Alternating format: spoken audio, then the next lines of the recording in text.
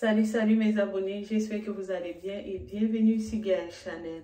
Le Québec va augmenter les frais de scolarité pour tous les étudiants étrangers.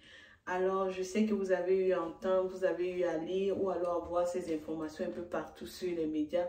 Je sais également que plusieurs personnes parmi vous vous demandez de savoir qu'est-ce qu'il en est vraiment de ces mesures-là, quelles sont les personnes concernées par cette mesure-là. Alors, si vous voulez savoir, restez connectés. On se retrouve tout à l'heure après.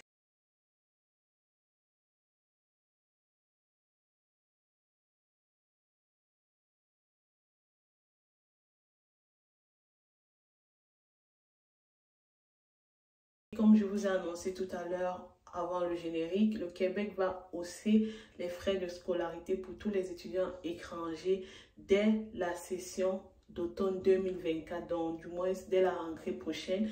Les frais de scolarité vont passer à une hausse pour les étudiants étrangers. Quand je parle d'étudiants étrangers, ici, vous devez savoir que la mesure vise du moins deux catégories de personnes. La première catégorie, il s'agit des étudiants canadiens, c'est-à-dire qui sont sur le territoire canadien, qui sont de citoyenneté canadienne, mais qui résident à l'extérieur de la province du Québec. Ça, c'est la première catégorie des personnes concernées par cette mesure-là. La deuxième catégorie des personnes concernées par cette mesure, il s'agit des étudiants internationaux, c'est-à-dire des étudiants qui résident à l'extérieur du Canada. Donc, vous devez déjà très bien comprendre cette mesure-là. Ça veut dire que si vous êtes résident du Québec, vous êtes Canadien, vous n'êtes pas concerné par cette mesure-là. Donc, voilà un peu quelques précisions qu'il faut apporter par rapport aux personnes qui sont concernées par cette mesure-là. Vous devez également comprendre que cette mesure va être prise en charge par certains établissements. Donc, ce n'est pas tous les établissements.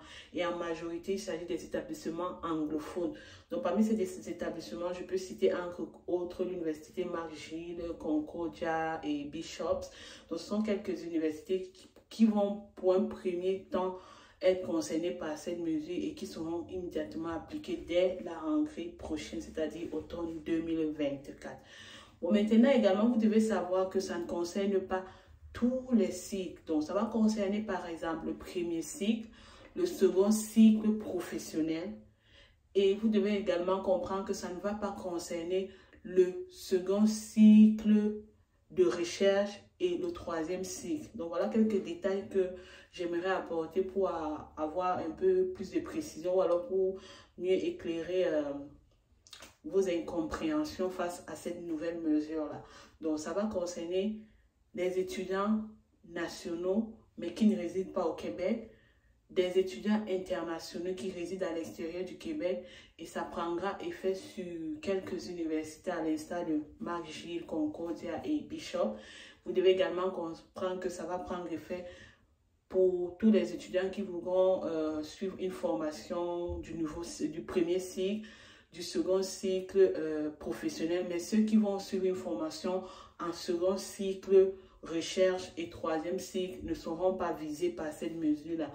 J'aimerais également apporter une précision que, par exemple, pour vous, des étudiants internationaux qui résident, du moins des étudiants internationaux qui résident à l'extérieur du Canada, du moins qui viennent à l'extérieur du Canada, qui sont déjà dans la province du Québec et qui fréquentent déjà dans ces universités concernées-là, vous devez savoir que vous, si vous avez déjà engagé vos cursus scolaires, cette nouvelle mesure, bien qu'elle va s'appliquer en automne 2024, vous ne serez pas concerné par cette mesure-là. Donc, ça veut dire que quoi? Si par exemple, un étudiant X a été inscrit à l'université McGill en automne 2023, et que la personne est par exemple au premier cycle, si l'étudiant X est au premier cycle, l'année prochaine, l'étudiant X, si tout se passe bien, est censé être au second, au premier, du moins niveau 1 en première année du premier cycle. Si tout se passe bien, l'étudiant X est censé être au niveau 2 du premier cycle l'année prochaine, donc automne 2024. Cet étudiant X ne va pas être concerné par cette mesure. Donc, tous ceux qui avaient déjà été inscrits avant que cette nouvelle mesure ne s'applique, ne se verront pas dans une posture où ils ou elles devront payer à nouveau les frais de scolarité vu à la hausse. Donc, ça veut dire que quoi? Vous devez également savoir qu'avant, les étudiants nationaux résidant hors du Québec payaient comme une scolarité de 8 992 $. Mais maintenant, ces personnes se verront payer 17 000 $. Celles qui vont vouloir étudier pour la rentrée 2017, qui vont s'inscrire nouvellement dans ces universités-là.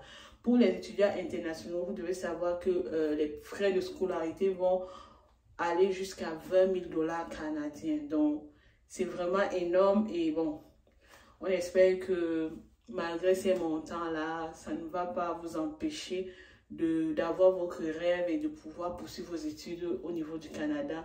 Vous avez néanmoins de la possibilité, si vous prouvez que ces écoles au niveau du Québec sont assez chères ou bien ça a connu de la hausse ou alors vous serez visé par ces mesures-là, vous pouvez quand même tenter votre chance avec d'autres provinces qui jusqu'ici quand même ont un taux un peu plus bas par rapport au nouveau taux que le Québec va mettre en place d'ici automne 2024. Donc, ne vous découragez pas, surtout les étudiants internationaux. Essayez d'aller dans d'autres établissements, dans d'autres provinces, vous faites des recherches et je suis convaincue que vous trouverez des bonnes écoles avec des prix abordables. Donc, je vous souhaite une bonne chance et on se revoit pour des prochaines vidéos. Bye bye!